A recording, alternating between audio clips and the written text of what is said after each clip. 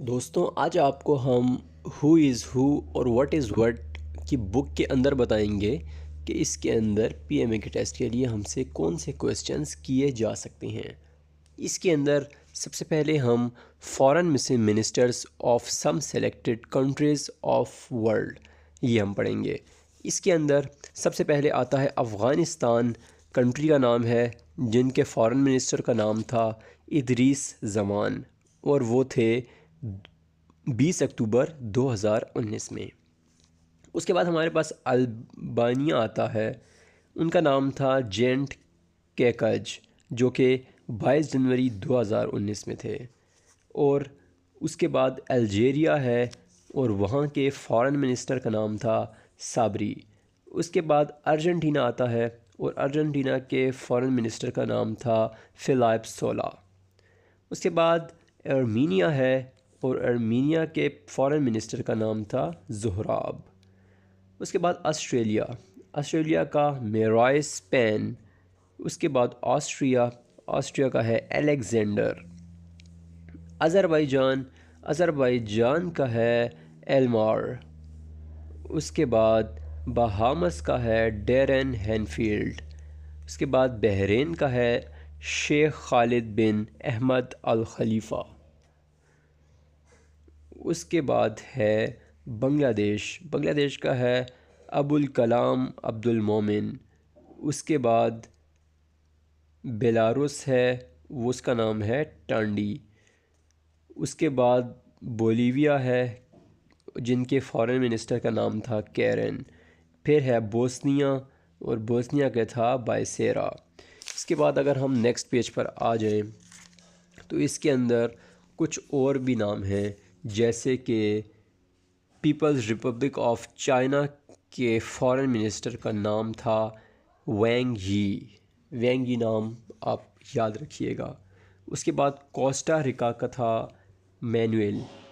उसके बाद क्यूबा अगर हम देखें जो कि इम्पोर्टेंट है, क्यूबा का था ब्रूनो। और उसके बाद सिप्रस का था निकोस।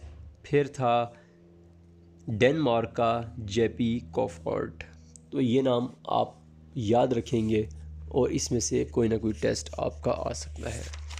इसके बाद अगर हम और देखें कि और हमारा यहाँ पर कौन सी चीज़ काम की है जो कि हमसे टेस्ट में पूछी जा सकती है, तो इसके अंदर international organisations, united nations organisation, इसको अगर हम पढ़ें तो इसके अंदर लिखा हुआ है the United Nations is an intergovernmental organization founded on 24th October 1945.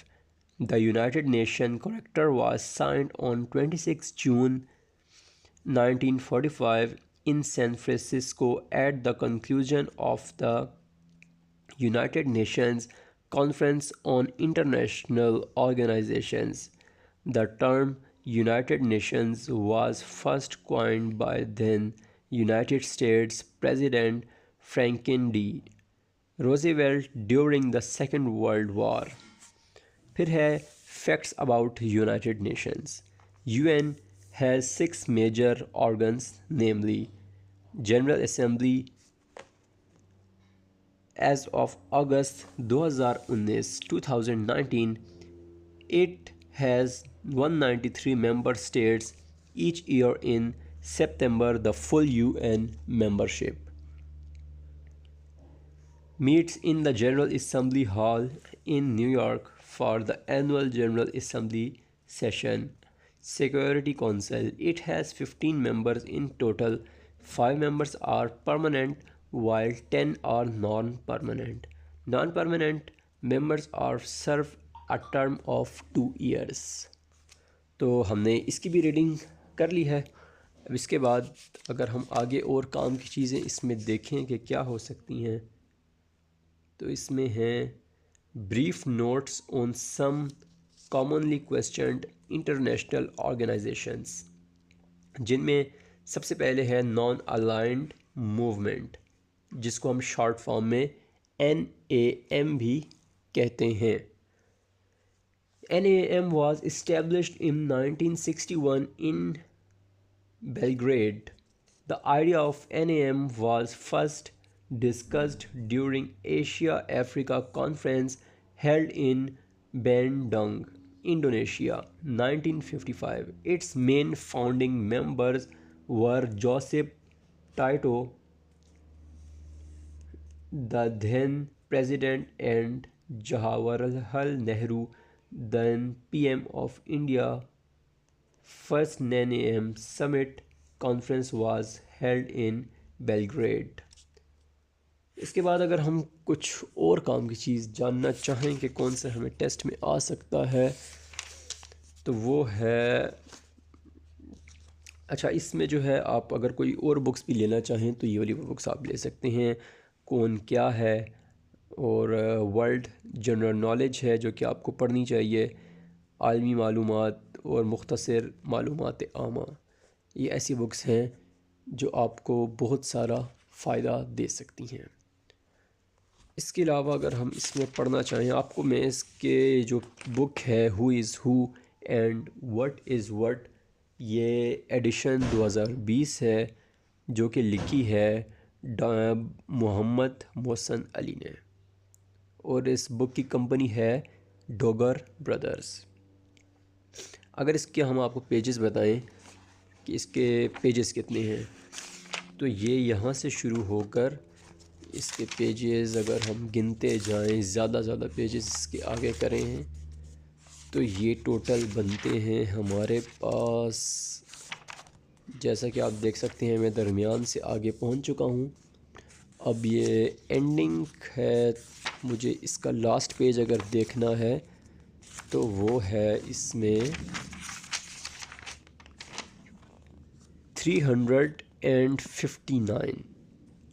तो दोस्तों इसके अंदर 359 मतलब एक कम 360 पेजेस हैं जो कि हमें बहुत सारी इंफॉर्मेशन और नॉलेज देते हैं, और हमें ये सारे पेजेस इस बुक के पढ़ने चाहिए। अगर हम पीएमए का टेस्ट अच्छे तरीके से पास करना चाहते हैं तो हमें इस बुक को अच्छे तरीके से रीड करके, बल्कि सिर्फ रीड करना काफ़ी नहीं होगा, हमें इसको सही तरीके से समझ कर पढ़ना होगा ताकि हमें समझ आ सके कि इसके अंदर क्या लिखा है और कैसे लिखा है और क्यों लिखा है। अगर इसके अंदर हम कोई और काम की चीज़ ढूंढें,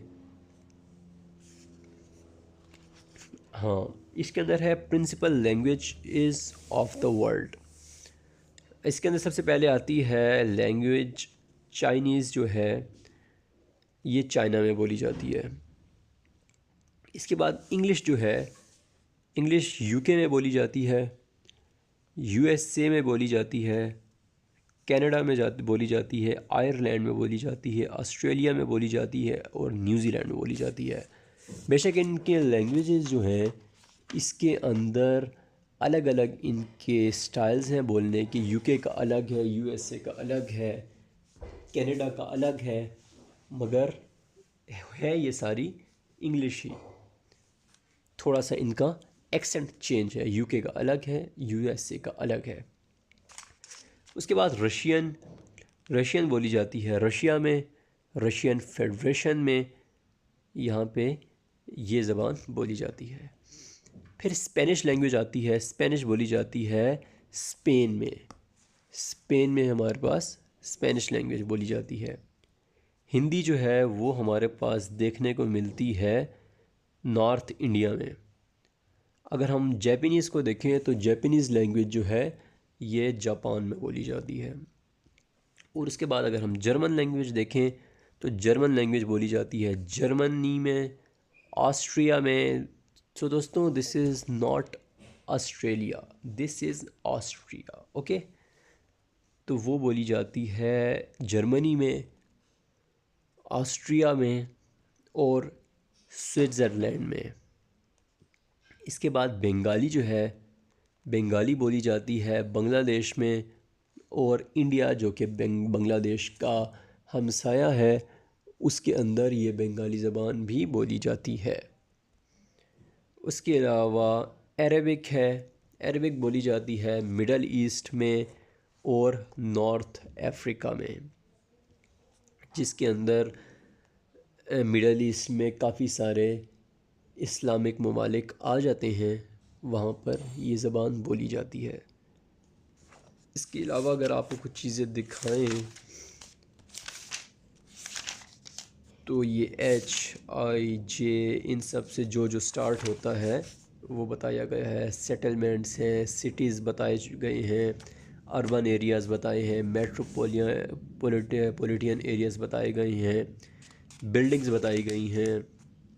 एब्रीवेशंस हैं इस बुक में बहुत सारी, जो कि एब्रीवेशंस हमें बताई गई हैं इस टेस्ट को पास करने के लिए, अच्छे नंबरों से पास करने के लिए। फिर इकोनॉमिक टर्म्स है इसके अंदर, वो भी हम देख सकते हैं। मेडिकल टर्म्स हैं, इकोनॉमिक टर्म्स हैं, वार एंड मिलिट्री टर्म्स हैं। इसके अलावा स्पोर्ट्स एंड गेम्स टर्म्स हैं। उसके अलावा सम साइंटिफिक टर्म्स हैं, एस्ट्रोनॉमिकल टर्म्स हैं इसके अंदर दोस्तों। उसके अलावा मिसलेनियस टर्म्स हैं और टर्म्स एसोसिएटेड विद गेम्स भी हैं इसके अंदर, जो कि हमें अच्छे तरीके से पढ़ना चाहिए। उसमें अदर यूज़फुल साइंटिफिक टर्म्स हैं जो कि हमें काफ़ी फ़ायदा दे सकते हैं।